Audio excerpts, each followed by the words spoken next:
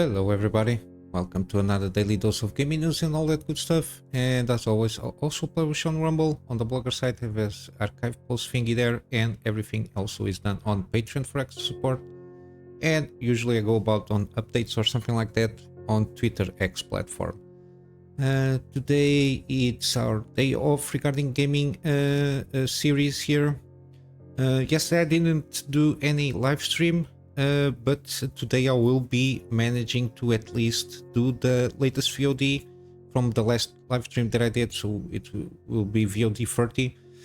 I'm not sure if I'm going to be able to do a live stream today, but if not, I've been thinking the opportunity to continue to record episodes, so I have more backlog stuff for me to publish. But yeah.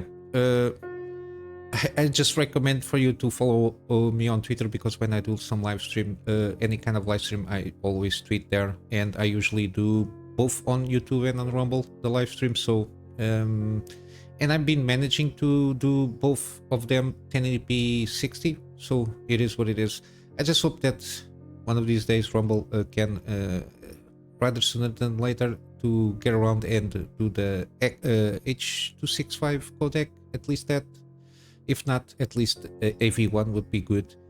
But yeah, at this moment in time, given the conditions, it's what we got.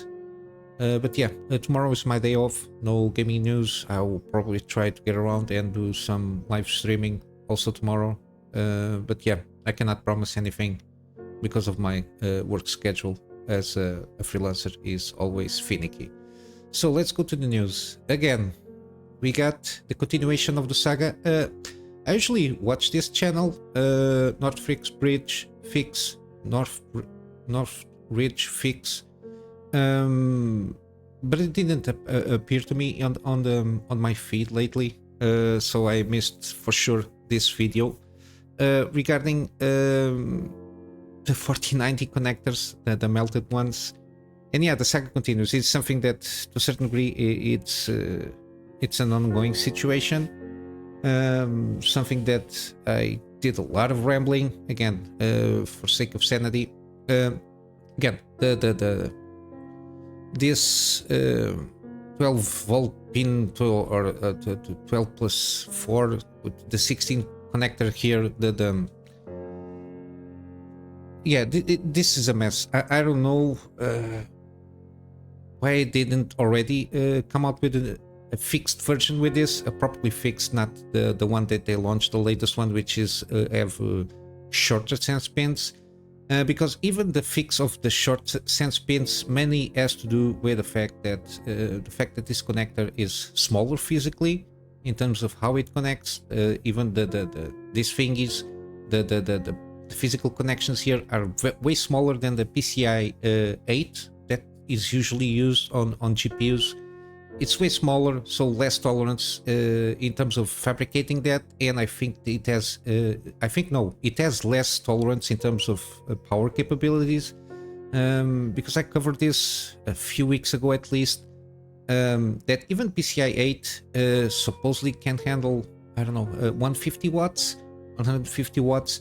Supposedly they have a tolerance of handling way more than 150 watts, and basically this new 16-pin connector, the tolerance in terms of handling power is way less than the rated one.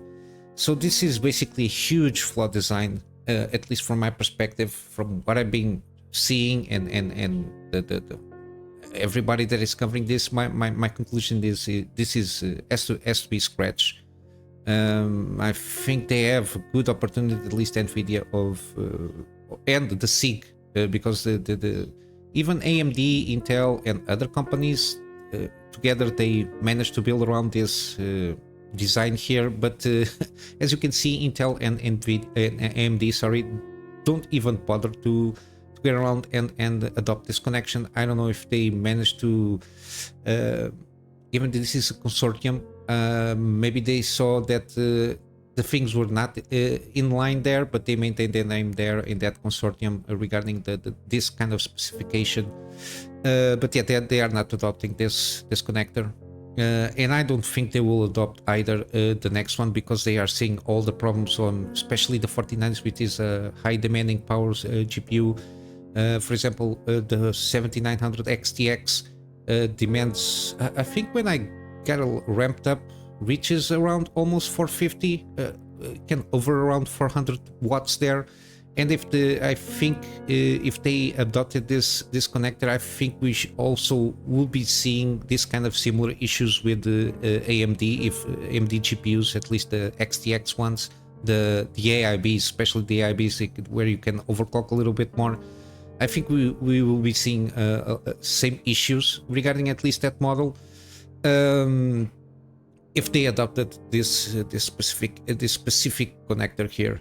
Again, I think they have huge opportunity until at least the end of the year. They've been trying to, I don't know, make it like it is a user error. But again, when you design something, when you basically put a repair shop, supposedly, at least from his point, basically replacing almost in average 200 connectors from GPUs, that's a design flaw. There's no way of having a design that induces so many user errors, because to a certain degree it's user error because it is the user that needs to plug physically the connector, but the fact that the connector doesn't maintain itself properly connected, and the fact you have lower tolerance in terms of anything on the connector side of the resistance of the connection. As you can see, this has to do basically with the resistance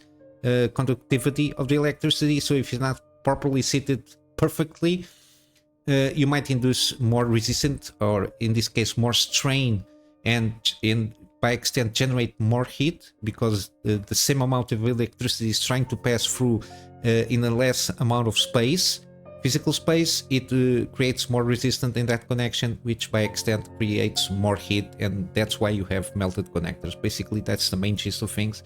And I think they need to upgrade this design. From what I can gather, at least double the size of the physical connector there, and even the cabling there, because the cables, I think they can handle a good amount of tolerance. It's mainly about the connector there, and it's usually on the GPU side, which is the part that is demanding power.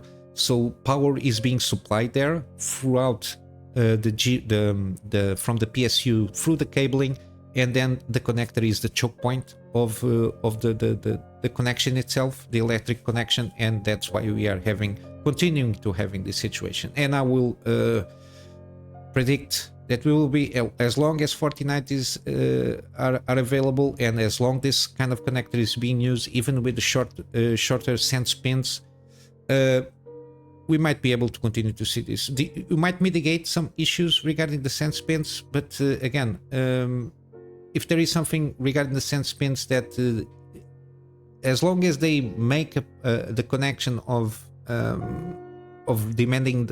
releasing that power from the PCU to the GPU, and if by any chance this is not fitted exactly 100% perfectly, you will continue to see these situations. I don't see this going away. We got also the fact that even the cable mod stuff, they had to basically scrap that project there with the angled adapters. But then again, it's not basically the problem from the cable mod itself, because everybody that examined the adapters themselves said that the adapters are in line with, I think they even overspec'd those connectors, so they can have way more tolerance that they should have according to the specifications of this 60 pin stuff there. The problem is they are building something from a broken foundation. Basically, it's what it says in the article itself, but it's the sense that I've been seeing since I started covering this. And again, you got here the oh my god, I don't know his name, NorthridgeFix channel.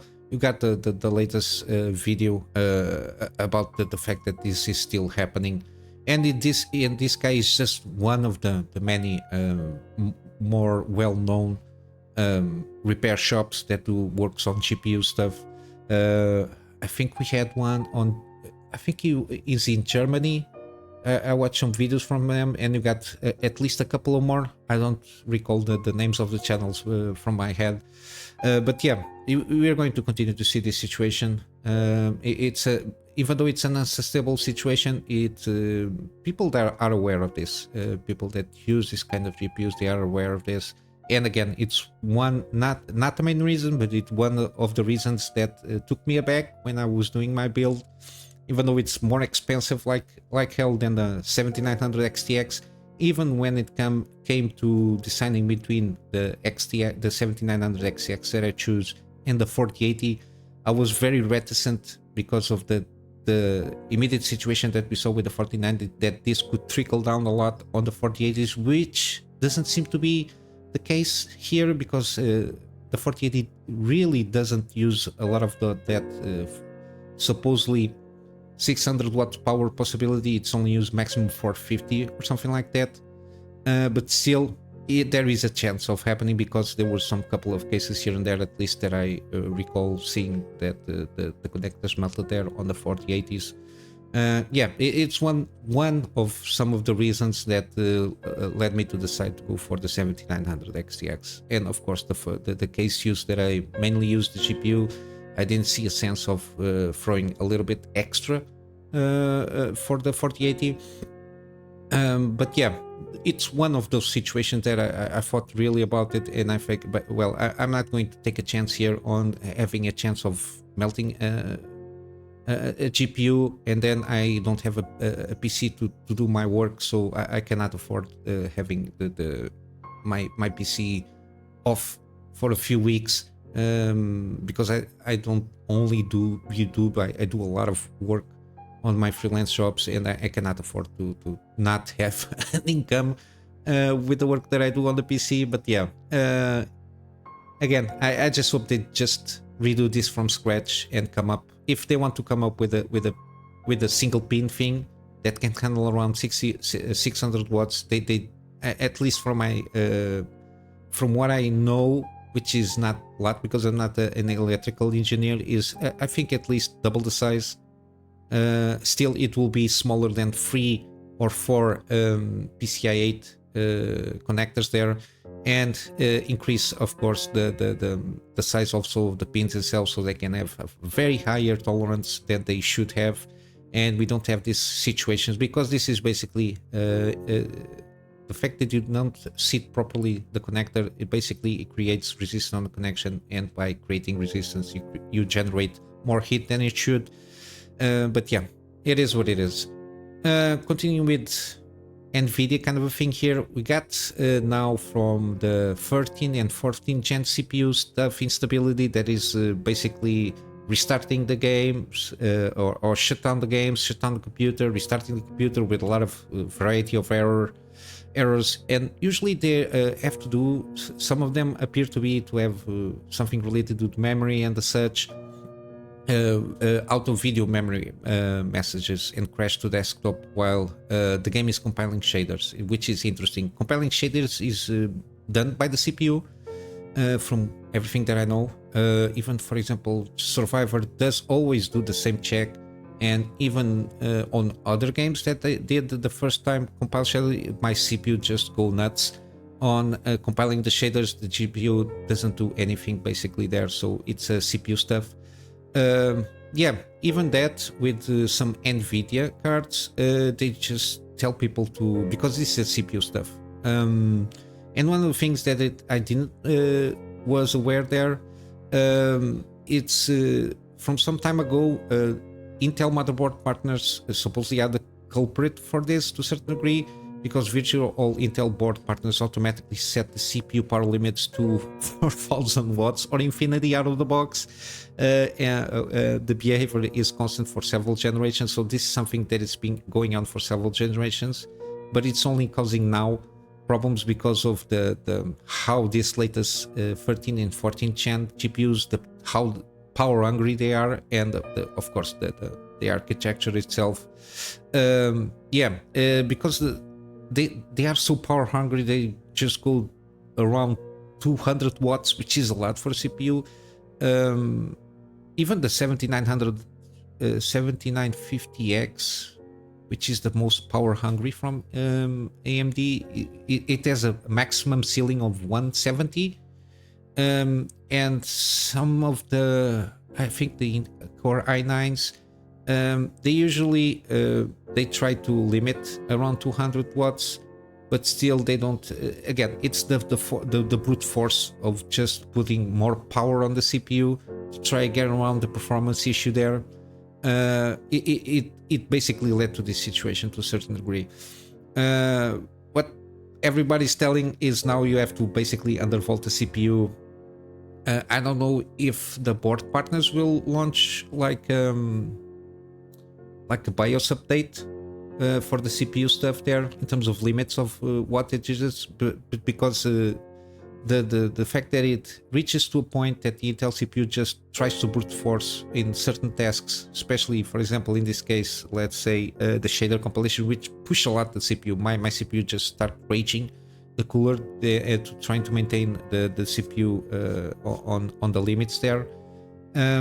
If you get an Intel CPU which on average demands more power, and in that case it gets to higher temperatures, I think it's that thing. It reaches to the limits there, the physical limits, and then you got the failsafe there that just, I assume, shuts down the CPU basically, or makes the CPU just stop doing that task that it's revving up in terms of temperatures, and then you got this triggers this kind of memory which says out of memory stuff, which is not true, because I think it doesn't even uses VRAM when it compiling shaders. I think it uses system RAM from what I understand, but yeah, it is not good. Or even though from Intel part they just reach basically the limits with the 14th gen, especially I assume the i9 core stuff there, they are basically on the limits of the design of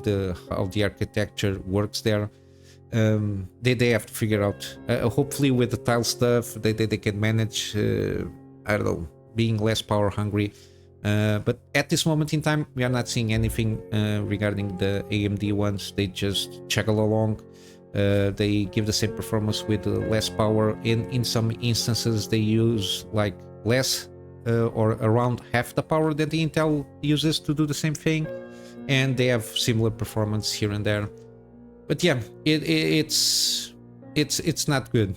It's not good. People are paying high price for these Intel CPUs, and they just have to downgrade to a certain degree the CPUs by undervolting them.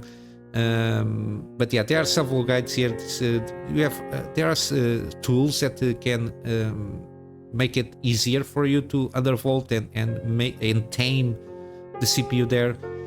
But yeah, it's not good. Because even Nvidia knows this is happening, and yeah, there is more Nvidia GPUs on the market in terms of quantity, and people might associate the error of video memory error messages with the GPU, which it's mainly about the CPU, especially if we have 13 or 14 gen CPUs there. But yeah, or you contact Intel support, and probably they will redirect you to a page where you can do the undervolting for your own CPU. And continuing with the CPU thing, got one video here for Hardware Unboxed like around 2 days ago. I like what they do, because they follow up a lot of the feedback that they have from their patrons and the floodplain users, like the premium users there, and they were asking more CPU comparisons. I think they did some time ago, I think the 7000 series CPU stuff there, and this latest one, yeah, they did the 3D cache, and people were asking more CPUs there, especially trying to compare last gen 3D cache CPUs and the current gen ones. And he basically, I think his name is Steve, I always Tim and Steve, I think they are both of them there. They did a comparison with the 5800X3D and the last gen, and this generation X3D CPUs, plus some other non-X3D CPUs there. and it got there. The fact that I recommend you to check this out is you got several comparisons here, and the conclusions that we reach, they are pretty interesting. Basically, at this moment in time, in an average thing, the 7700X, which is the CPU that I have, it's basically in terms of gaming on par with the 5800X 3D in terms of gaming. So you might have a sense there. Then it's a question of map, depending if you already have the still on AM5 platform, but you just want to upgrade the CPU, or you want to upgrade everything, but maybe you're more stifled in terms of money to upgrade to AM5 platform. Or for example, if you want to build a new CPU, you might have instead of jumping into a 7800X3D, you might get something better for a lower end CPU that performs as well as something from the older high end from the older generation. It goes about that, and I do recommend that you give a check on this video so you get a better idea in terms of CPUs for gaming. What you might decide depending on your budget there. It's always good to keep a check, especially Hardware Unboxed. They do a lot of comparison videos here and there. In terms of GPUs, they also do, but I like also Daniel Owen. He is more GPU dedicated, and he does more GPU content, and he does a lot of refreshed new GPU stuff, comparisons between this and this, like the VRAM quantities, how in terms of how he goes about the settings there. He is very real to the earth, down to the earth guy, because he tries to use some settings. They are more real case uses, so it's not purely like theoretical, trying to ramp up everything to the max and see what the benchmark numbers we got there. I think he's also a good guy to check on like GPU stuff, to have some like good sense of what to expect from in terms of performance on GPUs. But also Hardware Unboxed does a lot of GPU stuff and CPU stuff here also, so you get a better sense of how you can approach your build, or upgrading your build, or completely revamp your build. I think it's always good to watch this video so you can at least have a sense of what you can aim for, and I will leave the video link on the description below. Regarding gaming, got some interesting news here. State of Decay producer closes new studio due to leaks. Project once linked to Xbox was canned. Again, there is something weird. I don't think that all the story here is done. At least the conditions of this specific case, they are interesting. This guy, Jeff Strain, he was a co-founder of Guild Wars developer ArenaNet and State of Decay creators Undead Labs. But they have this possibility space from what I understood. It's one of the new studios Strain has founded with his wife under the larger Britannia Media umbrella. So what I assume is this Britannia Media umbrella, which is owned by him and his wife, they founded several studios. Now, how this works, I'm not sure very well, because it's not clarified here, but I will assume that Possibility Space is like one of the studios that is under this umbrella, and that they have, and I know they have more because they mentioned here and there.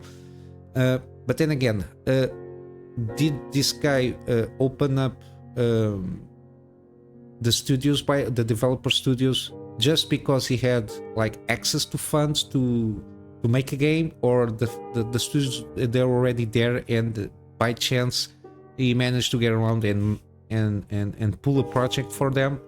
I don't know very well how this works, but it might have some kind of association with basically what had happened there, in terms of how people are closing and opening studios all of a sudden.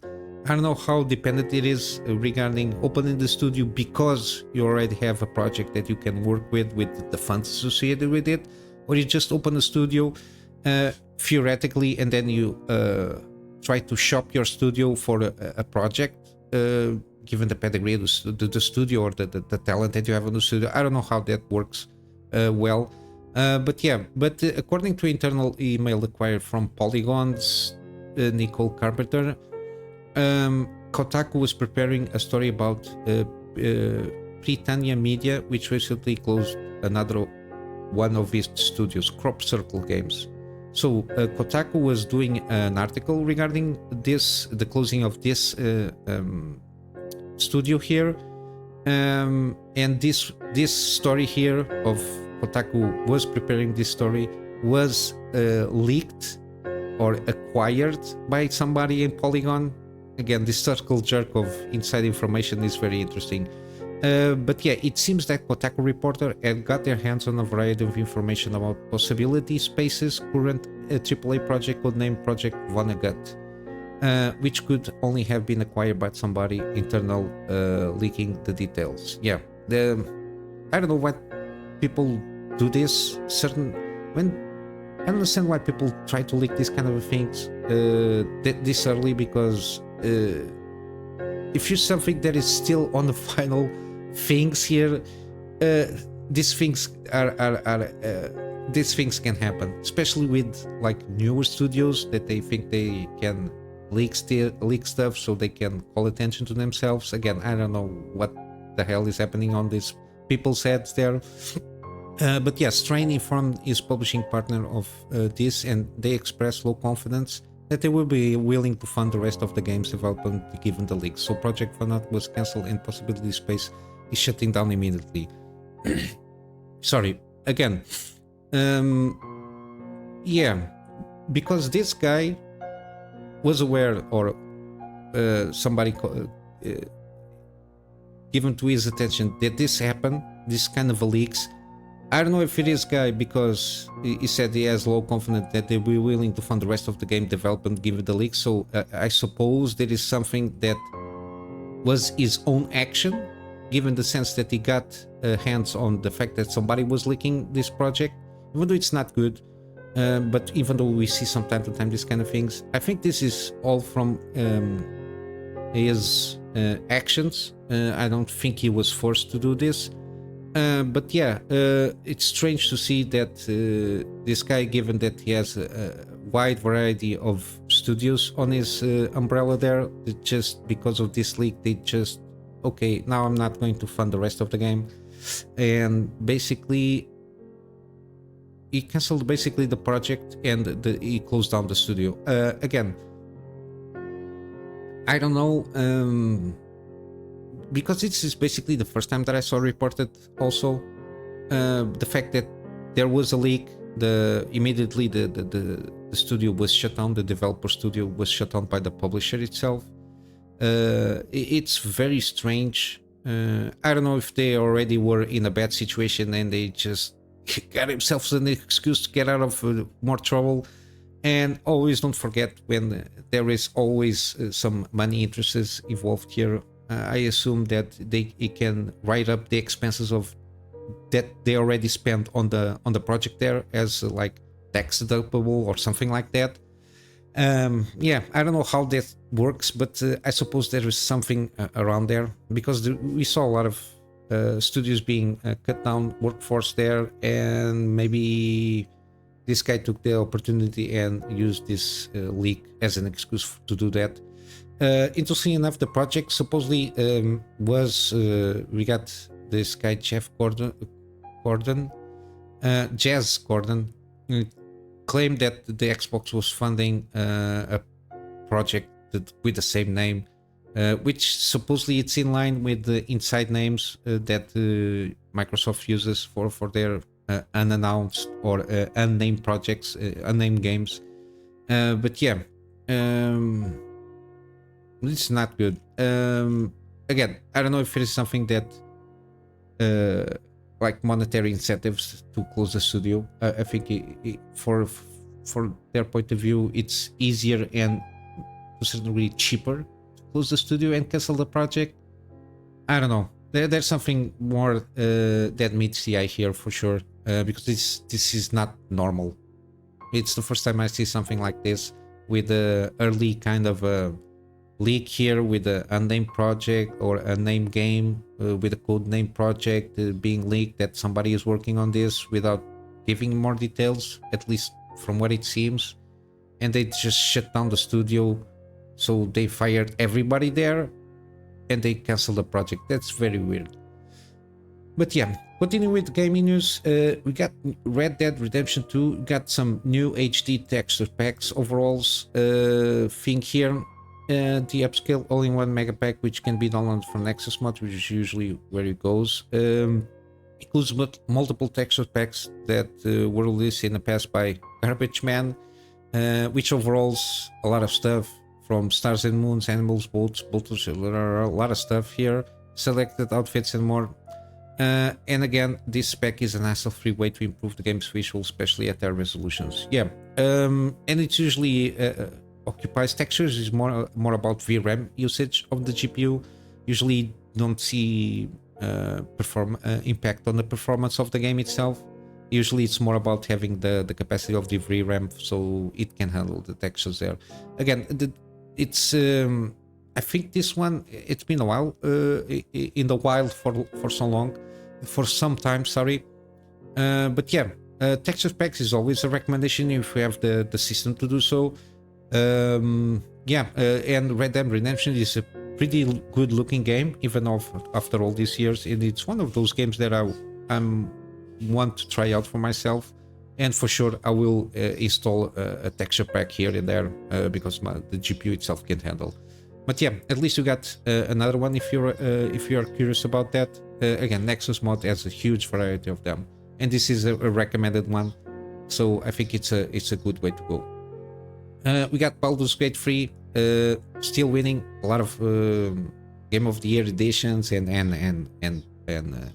prizes here, awards. Sorry, this time it was at the BAFTA ceremony. Again, I do usually see no Oscars, no BAFTAs, no nothing of that kind. The only thing that I keep my eyes on is our Summer's Game Fest and the other Jeff Keighley end of the year show, but I completely forgot what it is. Even though the last one was not the best one, a lot of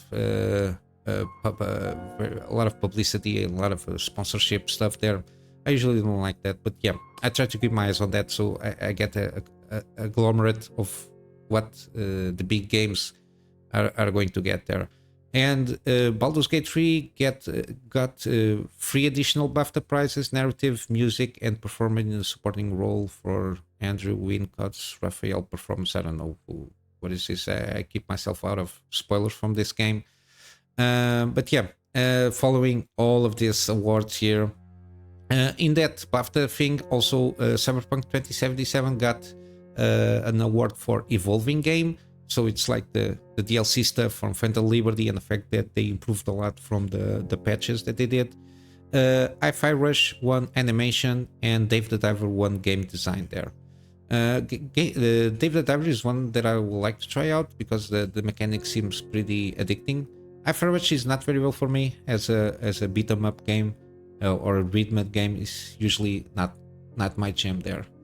And lastly, we got Warhorse Studios new game reveal scheduled for next week. Again, this is the guys that Kingdom Come Deliverance seems to be a pretty good game, even though it's not very in my line. But when the game is good, I like to at least tell people that game is good, even though I might not play it or is not kind of my taste. But when a game is good, a game is good. Yeah, supposedly these guys were teasing up some stuff, and again, I think we should assume Kingdom Come Deliverance 2 it might be the announcement there. Yeah, when it comes April 18th, I will see what it is. I usually cover this kind of things here for sure. One of these sites will cover the reveal of the game itself. And Kingdom Come Deliverance was released back 2018 for PC and consoles. Again, Steam for sure has it. I might want to wishlist that one at least for a deal here. I might do that after I do the video. So when it comes a deal, I can do the coverage there. But yeah, seems a pretty good game. If you're more in medieval stuff, kind of simulation thing there. It's what they're trying to achieve. I think it's a good one. I will see when which game it is. If it is in vain, if it is a sequel or something similar, I for sure will let you know. Going to get around and go for the gaming deals. We still have Ghost Runner. I think it's a decent game, at least this first one, and it's still free on Epic Game Store. On Steam we got Vampyr. Now it's 80% off. I think usually you've been seeing around 66 or 75% off. I don't remember well. I think it was 66 because if not mistaken, I think it was around 15 bucks, but now it's 8 bucks. Again, this game is not bad. And I think it has pretty good narrative things there, as a vampire story there. It's one of those that I will try out one of these days for sure, when I get the time to get hands on a more, not so recent, but yeah, I will try to. I have to go through my library first before I start buying new games, and or else I get the backlog of things that I will not be able to play. We got also Hardship Shipbreaker, 60% off. I think now before it's usually around 50 or 55, but now it's a little bit cheaper. Again, it's kind of physics-based simulation of you just dismantling ships, spaceships. So, and it's got a little story there behind, and again the usual upgrade mechanics. So you keep yourself on the job there. We got also the Callisto Protocol. Again, it's still 70% off. I think it's at this price point is a pretty decent game. They managed to get around and solve a lot of the performance issues. I think it's way better than before. Again, don't expect this like a Dead Space kind of a thing there. It's its own thing. The only issue that I have with this, it's I think the story ends on a cliffhanger that is not get resolved there. But yeah, the rest I think it's a pretty decent game. You got again Red Dead Redemption 2, again 60% off. I think the Ultimate Edition is not that bad. And again, you can put some texture packs there, and for sure there are more mods for this game. For sure, something regarding hunting or something like that. For sure, there is something in that vein there. We got also Hogwarts Legacy, 50% off. I think lately, the last times, I think it was around 40-ish%. Now it's 50% off, so 30 bucks. Again, very positive, very in line. It's one of those that I will eventually go through there and probably make a series out of it. We got Liza Pi, or Liza P, better said. Again, it's one of those that very good.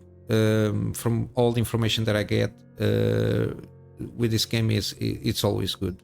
Very recommended all over the place. It's one of those must-play Souls-like kind of games. Very well done in terms of mechanically and even visually. It's pretty good. And lastly, on Steam, we got Pacific Drive. Again, it's one of those that this one I'm very interested. The mechanics of the roguelike mechanics there, and the survival mechanics, and all the things that you have to do are basically they're not automatic. When you enter the car, you have to open the door manually. You have to sit in the car. You get to the actions that you have to perform. It's you open the door, you need to sit, you need to close the door, you need to put it in park, you need to turn the key by itself, and then you have to put it on drive and all that jazz, and go back and forth. Even when you have to repair the car on the go, you have to do all the things that I said in the back orders to get out of the car, repair. It's I think it's a very good one in terms of how they went about it, in terms of mechanic wise, and I'm very interested in playing this one. On GOG, we got the Metro franchise bundle. Again, $9.50. Again, this is I think it's one of those trilogies you must have to play. I will be doing this in a very short period of time, for sure. I'm very interested in replaying all the free games in a row. And I got already on Steam this bundle, which is the Metro, the first game, the Redux version, the Metro Last Light, the Redux version also, and then Metro Exodus with all the DLC associated with it.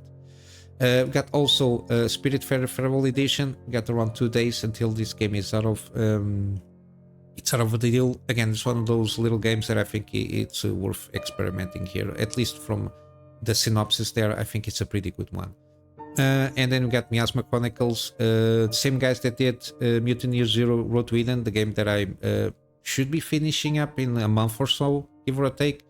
Yeah, I think this game is more improvements on some of the combat mechanics and the such, and of course it's a completely different story in the different universe. But I think it's more refined experience from the Mutant Year Zero Road to Eden. and it's one of those that I will eventually go about and play because I'm very curious about this game. We got also Firewatch, more narrative driven, very kind of a short game, but a very interesting game from what I understood in terms of the story and some of the twists that happen on the story. Seems pretty interesting. And lastly, we got Deadlight Director's Cut. Again, this is a very cheap game, very short game, but a very good game, especially for this price. I played this game. I've made a series out of it. I'm not sure if I have a playlist of this one. I think I have on the 1080p on a 1080p active finished gameplay series there. I think that game is there, so I'm not mistaken. I think it is because I recently been managing that playlist stuff there on the main page of the channel. Yeah, if you're interested, I think it's a good recommendation, especially at this price point. Got a good story there, post-apocalyptic story. And yeah, basically is what I got for you today. I'm just going to wrap up here with a plug on my Patreon for access support. The access support is mainly for me to be able to get a storage solution, to get backups for the stuff that I do for my clients, and of course some extra space for the videos that I do for the channel. And with all that said, guys, hope you have a full day, and I will see you in the next one. So until then, Kunamy Master out.